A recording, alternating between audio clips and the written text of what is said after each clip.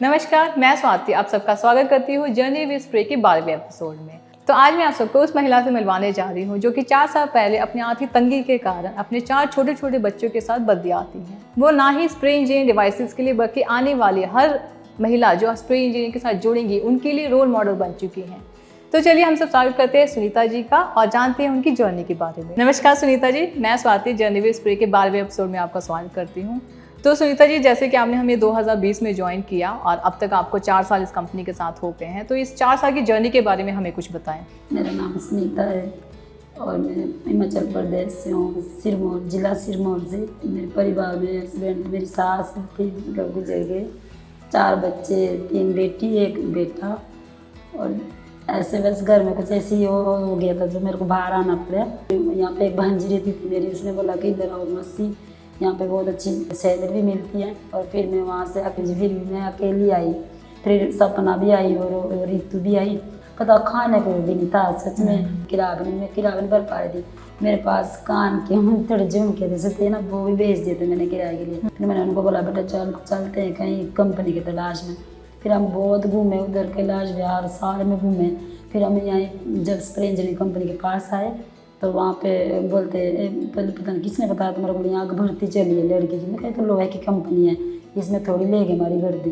लोहे नरेंद्र सर थे, उन्होंने फिर वो के बेचारे ने मैडम से बात की, प्रीति मैडम थे ना, फिर मैडम जी ने रख लिया था। उन्होंने काफ़ी सपोर्ट भी किया था हमारे को। फिर लगा ही लिया था कैसे करके मैडम जी हमारे को। फिर मैं और सपना ऋतु तीनों लग गए थे। हमारी सैलरी आ गई तब जाके हमने किराया और राशन का भरा था।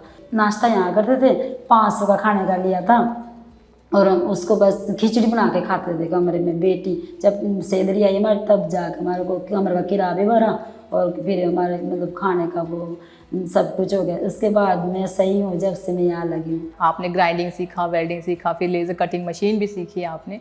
तो ये 4 साल का सफ़र जो इसमें चैलेंजेस आए, आपने उसको कैसे ओवरकम किया? जब हम वेल्डिंग सीखे थे सब बोलते तुम सीख पाओगे ये, तो मेरे को बहुत शौक था वेल्डिंग सीखने का। बोलते थे मेरे को ग्राइंडर नहीं चलाना, हाथ कट जाएगा, बहुत सर बोलते थे ना। तभी तो सर बोलते कुछ नहीं होगा, इसको करने तो जो इसको मन करे। तो सुनीता जी, आपका अब तक की जर्नी में आपको सबसे ज़्यादा सपोर्ट किन किन लोगों ने किया? आपको सबसे ज़्यादा सपोर्ट किसका मिला है? रविंद्र सर ने मेरी बहुत सपोर्ट की। सपना मेरी बेटी है, सपना ने मुझे प्लाज्मा कटिंग मशीन सिखाई।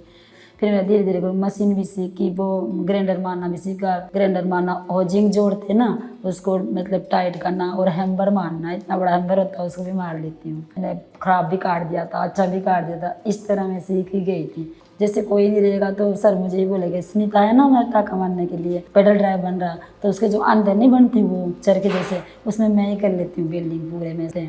अब मुझे सारे प्रोग्राम बनाने आते हैं उसमें। मैं बस काम के लिए बोलता, मैं काम कर लेती फटाफट, और बाकी मैं मतलब अपनी आज़ादी से ऐसे रहती हूँ।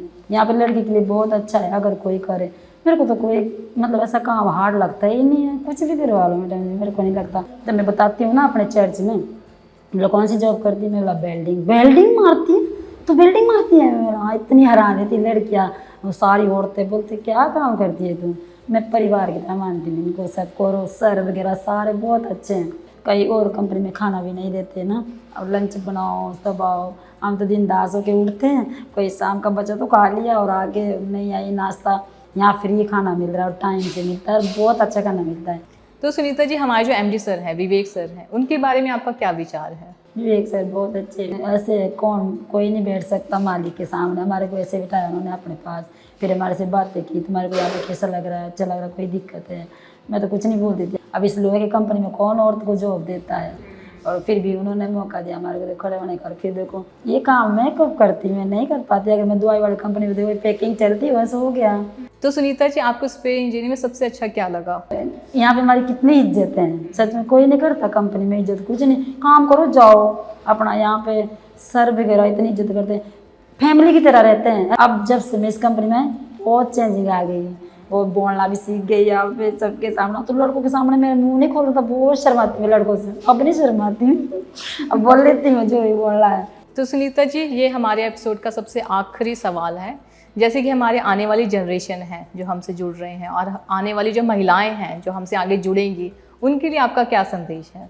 यही मैसेज है कि वो हिम्मत रखें, अपना मतलब हिम्मत रख के वो काम करे और डरे नहीं। यहाँ पे कुछ नहीं है ऐसा डरने वाला। तो सुनीता जी, आपके इस एपिसोड में आने के लिए बहुत बहुत धन्यवाद। आपने हमें अपना कीमती समय दिया और अपनी जर्नी के बारे में हमें बताया, और मैं उम्मीद करती हूँ फिर इंजीनियरिंग की आगे जर्नी में आप ऐसे ही जुड़े रहेंगे और हमारे आने वाली जनरेशन को ऐसे ही सपोर्ट करते रहेंगे और ऐसे ही उन्हें प्रोत्साहित करते रहेंगे।